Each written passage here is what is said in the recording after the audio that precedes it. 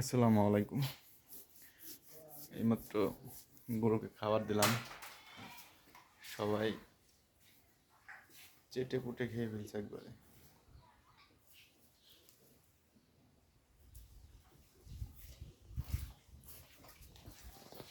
সবগুলো একবার পরিষ্কার। ঘরের ভিতরে অন্ধকার, মেঘলা মেঘলা। আজ কদিন যাবৎ অনেক বৃষ্টি। আমাদের খামারিদের ঘাস কাটা অনেক কষ্টকর হয়ে গেছে, কারণ নিজে তো না খাইলেও চলবে, কিন্তু গরুকে খাবার দিতেই হবে। সকালে সকালে যে ঘাস দিছি এগুলা শেষ। এখন দুপুরে শুধুমাত্র ভুট্টা আর ধান কুড়া এগুলা দিছি, খাইছে।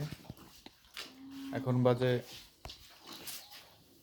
12টা, 12:30টার মতো বাজে। এখন দিলাম খাবার, পানি আর ভুট্টা সিদ্ধ করা। আপনার পরবর্তী ভিডিওতে আপনাদের দেখাবো যে কি কি খাবার দিলাম। আর এখন যাব ঘাস আনতে। ঘাস এনে 2টা 3টার পর থেকে আর কি ওদের খাবার দেবো, ঘাস দেবো। ঘাস দেওয়ার পরে আর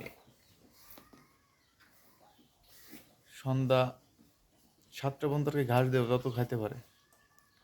তারপরে বাদ বাকি যেগুলা ঘাস বাসবে ওগুলো আবার সকালে দেবো।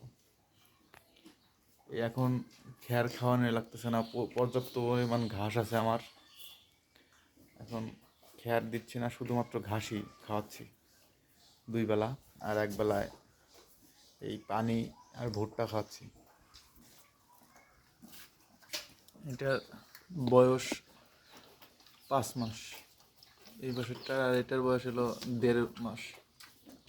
তো ওদের যে খাওয়ার ধরন, চেটে পুটে খাচ্ছে।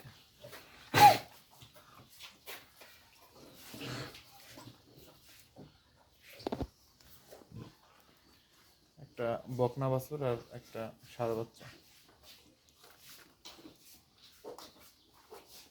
এই